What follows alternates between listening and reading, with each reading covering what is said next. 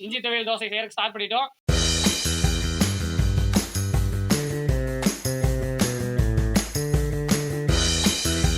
Okay, அப்படியே வாங்க உள்ள ஓப்பன் பண்ணி எப்படி இருக்கு அப்படிங்கிறத காமிக்கிறேன். பாருங்க, நல்லா அப்படியே ஒட்டிச்சு. நம்ம சட்னியாட்ட நம்ம நாட்டு சர்க்கரை ஆட் பண்ணிக்கலாம். கண்டிப்பா நண்பர்களே, எல்லாம் எப்படி இருக்கீங்க? எல்லாம் சூப்பரா இருப்பீங்கன்னு தெரியும். இந்த வீடியோவில் நீங்க என்ன பார்க்க போறீங்க அப்படின்னா, இன்னைக்கு வந்து நைட்டு நம்ம டின்னருக்கு இஞ்சி துவையல் தோசை செய்ய போறோம். அதாவது நம்ம சவுத் இந்தியன் டிஷ்ல பார்த்தீங்கன்னா தோசை வந்து ஒரு இம்பார்ட்டண்டான டிஷ்ஷு. ஆனால் நம்ம டெய்லி வந்து தோசை நார்மலாக சட்னி சாம்பார் சாப்பிட்றோம்.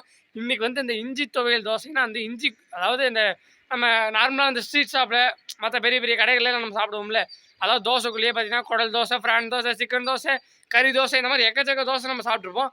அதில் வந்து இப்போ நம்ம இன்னைக்கு இஞ்சி துவையலை வந்து உள்ளே வச்சு ஒரு சூப்பரான ஒரு தோசை நம்ம பாட்டி செஞ்சு தரேன் அப்படின்னு சொல்லியிருக்காங்க. ஒரு ட்ரெடிஷ்னலான ஒரு ஹெல்த்தியான ஒரு தோசை இன்றைக்கி நம்ம சாப்பிட போகிறோம் நம்ம இன்றைக்கி நைட் டின்னருக்கு.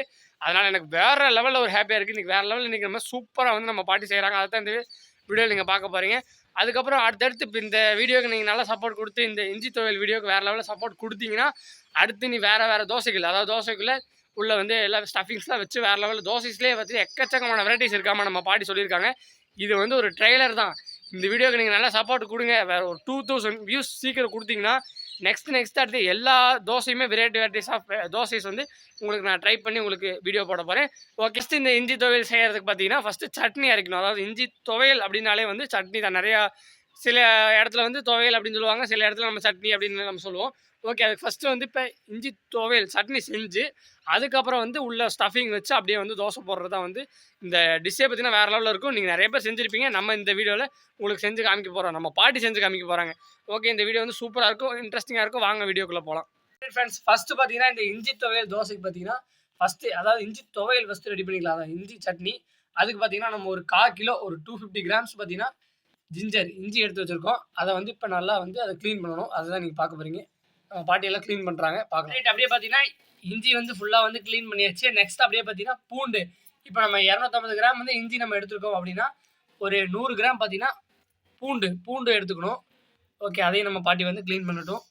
ஃப்ரெண்ட்ஸ், 250 கிராம் இஞ்சி, 100 கிராம் பூண்டு ரெண்டையுமே பார்த்தீங்கன்னா நீட்டாக ஓரளவுக்கு நம்ம ரெடி பண்ணியாச்சு. இப்போ இஞ்சி பூண்டு அதே மாதிரி பார்த்தீங்கன்னா காரத்துக்காக ஒரு 10 வரமிளகா போட்டாச்சு.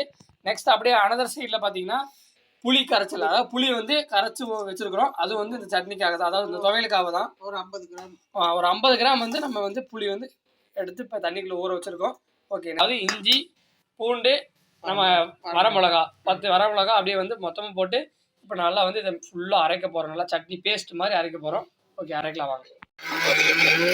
நல்லா அரைச்சாச்சு. ஓப்பன் பண்ண முடியும்.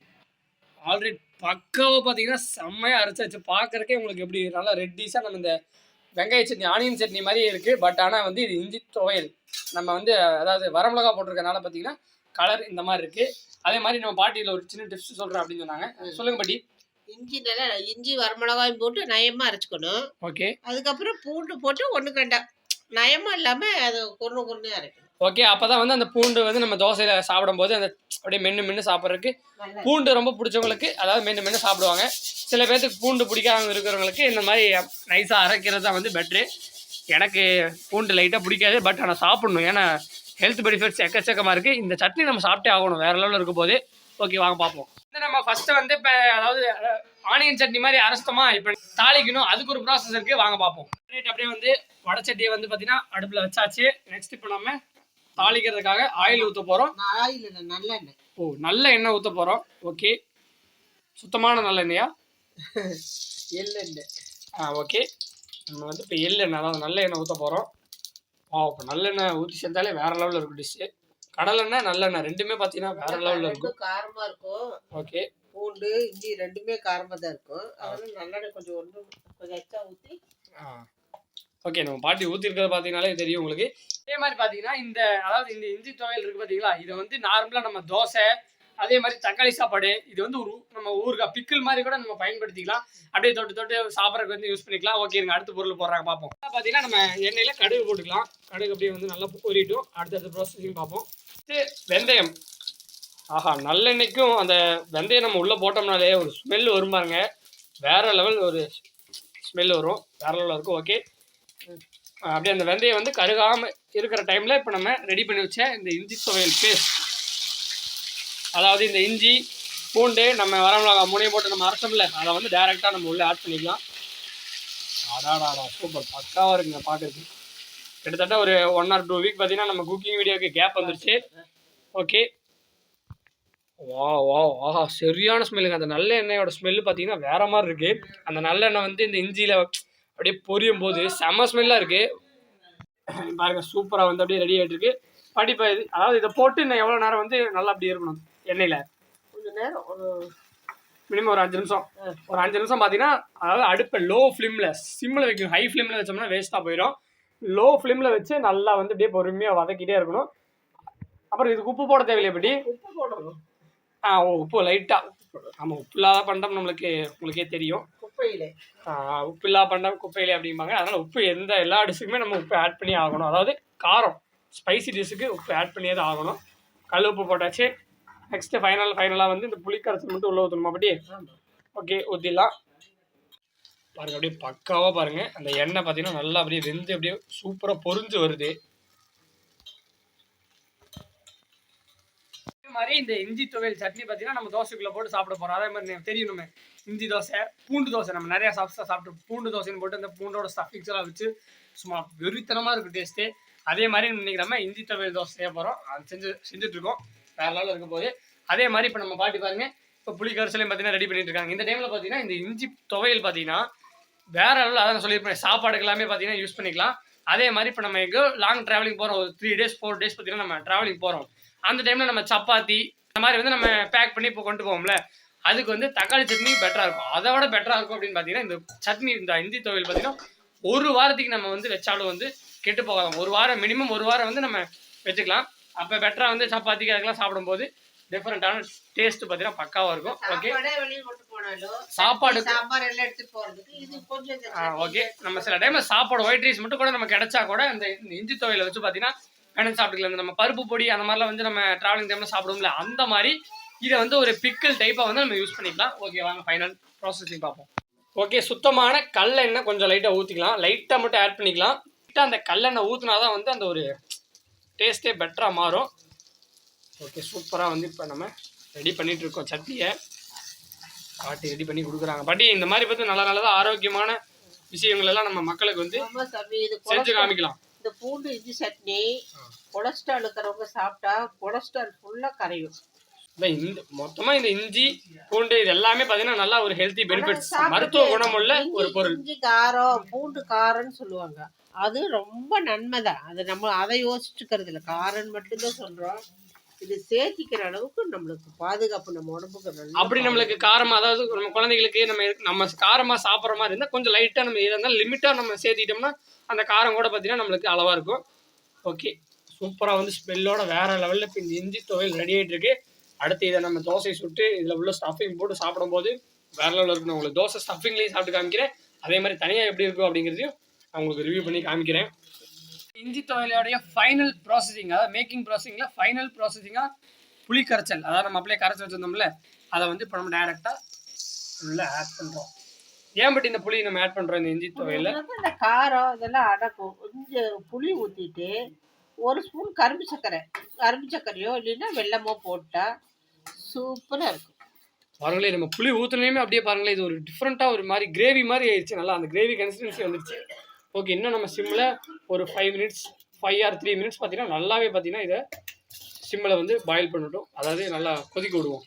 இந்த மாதிரி எக்ஸ்ட்ரா ஒரு 1 ஸ்பூன் வந்து நாட்டு சர்க்கரை ஆட் பண்ணிக்கலாம். இந்த நாட்டு சர்க்கரை இதுக்கு போடுற மாட்டி 2 ஸ்பூன் போட்டிருக்கோமா? புளி ஊற்றிருக்கிற காரம் இதெல்லாம் தெரியாது, இது ஒரு டேஸ்ட் தனியாக வரும்.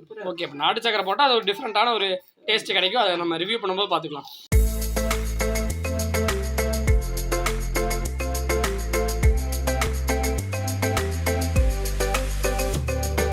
லைட்டாக இந்த கொதிச்சுட்டு இருக்கிற இந்த டைமில் பார்த்தீங்கன்னா நம்ம கொஞ்சம் பெருங்காயத்தூள் லைட்டாக வந்து ஆட் பண்ணிக்கலாம்.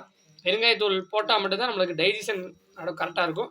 அதனால் பெருங்காயம் வந்து நம்ம மோஸ்ட்லி எல்லா டிஷ்லையுமே போடுவோம். இது வந்து டைஜஷனுக்காக. ஓகே, பெருங்காயத்தூள் ஓரளவுக்கு போட்டாச்சு. அதாவது பார்த்தீங்கன்னா சிம்லேயே பார்த்தீங்கன்னா கிட்டத்தட்ட ஒரு 10 நிமிஷம் பார்த்தீங்கன்னா நல்லாவே சிம்மில் வைக்கணும். அதாவது எந்த அளவுக்கு பார்த்தீங்கன்னா அது கொதிக்க கொதிக்க பார்த்தீங்கன்னா அந்த எண்ணெயெல்லாம் பாருங்களே, நம்ம ஊறுகால வந்து நல்லா அப்படி எண்ணெயெல்லாம் வந்து மேலே நிற்கும்ல, அந்த மாதிரி பார்த்தீங்கன்னா அப்படியே ஃபுல்லாக பார்த்தீங்கன்னா இந்த ஆயில் எல்லாமே மேலே வரும். அதாவது நம்ம ஊற்றினா நல்லெண்ணெய் கடலெண்ணெய் ரெண்டுமே பாருங்க நல்லா கிட்டத்தட்ட இப்போ ஒரு 8 மினிட்ஸ் ஆயிடுச்சு. இன்னும் ஒரு 2 or 3 மினிட்ஸ் பார்த்தீங்கன்னா நல்லாவே இதாகட்டும். அதுக்கப்புறம் நம்ம எல்லாம் பார்த்தீங்கன்னா இந்த கன்சிஸ்டன்சி வந்துச்சு. கிட்டத்தட்ட ஒரு 12 மினிட்ஸ் பார்த்தீங்கன்னா நல்லா சிம்மில் வச்சாச்சு. பார்த்தாலே உங்களுக்கு தெரியும்னு நினைக்கிறேன். சரியான ஒரு கன்சிஸ்டன்சி. ஓகே, ஃபைனலாக இப்போ சட்னி ரெடி ஆயிடுச்சு. நெக்ஸ்ட் வாங்க இப்போ நம்ம அந்த தோசை சுடுறது, அதாவது இஞ்சி துவையல் தோசை செய்யலாம் வாங்க. ஃபைனலாக பார்த்தீங்கன்னா நம்ம இஞ்சி துவையல் தோசை செய்யறதுக்கு ஸ்டார்ட் பண்ணிட்டோம். ஃபர்ஸ்ட் வந்து நம்ம பாட்டி தோசை ஊற்றுறாங்க.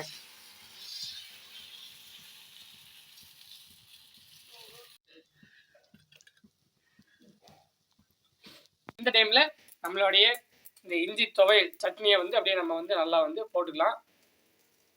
லைட்டாக தான் போடணும். நம்ம வாட்டுக்கு சட்னி அப்படின்னு சொல்லி நிறைய எடுத்து போட்டோம்னா அப்புறம் காரம் ரொம்ப அதிகமாகிடுச்சுன்னா நம்ம நல்லா சாப்பிட முடியாது. ஏன்னா இஞ்சி பூண்டு ரெண்டுமே பார்த்தீங்கன்னா நல்லா காரமாக இருக்கும். அளவாக போட்டு நல்லா நீட்டாக தேய்ச்சிக்கலாம். ஓகேங்களா? இல்லை நீங்கள் நல்லா ஸ்பைசி சூப்பரான காரம் சாப்பிடுவேன் அப்படின்னா உங்களுக்கு எந்த அளவுக்கு தேவையோ அந்த அளவுக்கு நீங்கள் ஆட் பண்ணிக்கலாம். நம்ம வந்து லிமிட்டடாக வந்து ஸ்பைசஸ் சாப்பிட்றதுனால நம்ம வந்து அளவாக போட்டுக்கலாம். இந்த தோசைக்கு பார்த்தீங்கன்னா சூப்பர். அவ்வளோதான். நம்ம வந்து அந்த இஞ்சி துவையலை உள்ளே போட்டனையுமே ஆஃப் பண்ணி இப்படி ஒரு 2 பெரட்டு அப்படி 2 பெரட்டு அந்த ஒரு 2 நிமிஷம் பார்த்தீங்கன்னா அந்த சூட்டுலேயே பார்த்தீங்கன்னா நம்ம அப்படியே வந்து அடுப்பு ஆஃப் பண்ணிட்டு கூட வச்சுக்கலாம். நீங்கள் அடுத்தடுத்த தோசை விட்றீங்க அப்படின்னா வந்து ஆஃப் பண்ண தேவையில்லை. இல்லைன்னா ஒரு 2 நிமிஷம் அப்படியே அடுப்பு ஆஃப் பண்ணி இந்த சூட்டில் வச்சுட்டோம்னா வேறு லெவலில் இஞ்சி துவையல் தோசை நம்மளுக்கு ரெடி. வேற லெவலில் இப்போ நம்ம டேஸ்டிங் பண்ணிடலாமா?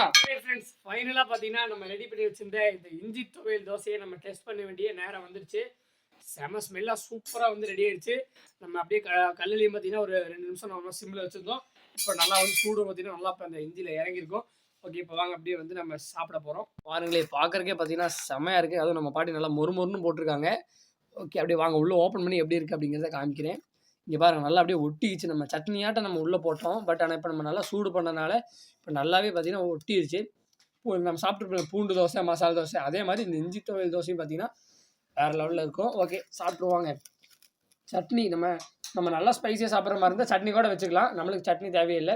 ஓகே, இப்போ பாருங்கள் இந்த இஞ்சி, இந்த பூண்டு, இந்த துவையலோட சூப்பராக ஒரு ஃபஸ்ட்டு பைட்டை வைக்க போகிறோம்.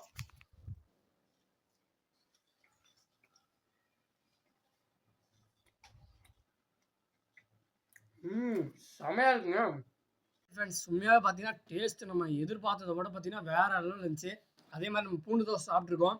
மற்ற மசாலா தோசை, பொடி தோசை, தக்காளி தோசை முதற்கொண்டு நம்ம சாப்பிட்ருக்கோம். பட் ஆனால் இதோட டேஸ்ட்டு பார்த்தீங்கன்னா தனி. அதெல்லாம் ஒரு இடத்துல இருந்தாலும் இந்த டேஸ்ட்டு பார்த்தீங்கன்னா உண்மையாக வேறு லெவலு. உங்களுக்கு பார்க்குறதுக்கு பார்த்தீங்கன்னா இந்த நம்ம அதாவது வெங்காய சட்னி, ஆனியன் சட்னி மாதிரி தான் உங்களுக்கு பார்க்குறதுக்கு தெரியும். ஆனால் டேஸ்ட்டு டோட்டலி டிஃப்ரெண்ட்டுங்க. உண்மையாகவே வேறு லெவல். ஆஹா, நல்லா அப்படியே நல்லா நெய், அதாவது எண்ணெய் நம்ம நிறைய ஊற்றிருக்கோம் சட்னிலையும். அதனால் பார்க்குறதுக்கே பார்த்தீங்கன்னா ஒரு சூப்பராக ஒரு கன்சிஸ்டன்சி. அந்த வாயில் போகும்போது பார்த்தீங்கன்னா ரொம்ப பார்த்தீங்கன்னா அந்த இஞ்சியோட காரமும் இல்லை. அந்த இஞ்சி ரொம்ப காரம் இருக்கும்ல, அதுவும் இல்லை. ஏன்னா நம்ம மற்ற இந்த புளியெல்லாம் கரைச்சி ஊற்றிருக்கிறனால ஒரு புளிப்பு, அந்த இனிப்பு, அதே மாதிரி இந்த இஞ்சியோடைய அந்த காரம், காந்தல்னு சொல்லுவாங்களா, அது எல்லாமே சேர்ந்து ஒரு டிஃப்ரெண்ட்டான டேஸ்ட்டுங்க. கண்டிப்பாக நீங்கள் மஸ்ட்டு ட்ரை பண்ணி பாருங்கள். நீங்களும் சாப்பிடுங்க, உங்கள் கிட்ஸுக்கும் கொடுங்க. காரம் மட்டும் கொஞ்சம் கம்மியாக சேர்த்திங்க. ஏன்னா வந்து காரம் வந்து அப்புறம் ரொம்ப இதாயிரும்ல. அதனால் மற்றபடி பார்த்தீங்கன்னா டாப் நாச்சுங்க. மஸ்ட்டு ட்ரை பண்ணலாம். செமையாக இருக்குது. அதே மாதிரி நம்ம பாட்டி நம்ம அப்பச்சி கொஞ்சம் வந்து எடுத்துட்டாங்க. எப்படி இருந்துச்சு டேஸ்ட்டு? சூப்பரா இருந்துச்சு. நல்லா டேஸ்டா இருக்குப்பா. உண்மையாவே பார்த்தீங்கன்னா வேற லெவல். தோசை சாப்பிட்றவங்க 4 தோசை சாப்பிடலாம். கண்டிப்பா இந்த சட்னிக்கு நீங்க இஞ்சி பூண்டு பிடிக்காதவங்க கூட இந்த சட்னி சாப்பிட்டீங்கன்னா கண்டிப்பா நீங்க பாட்டி சொன்ன மாதிரி 2 தோசைங்கிறது மினிமம் சாப்பிடலாம். இஞ்சி பூண்டு சேர்த்துற அளவுக்கு உடம்புக்கு நல்லது. இந்த சூப்பரான ஒரு தோசை வேற லெவலில் பார்த்தீங்கன்னா டெஸ்டிங் பண்ணதுக்கு எனக்கு ரொம்ப ரொம்ப ரொம்ப ஹாப்பி.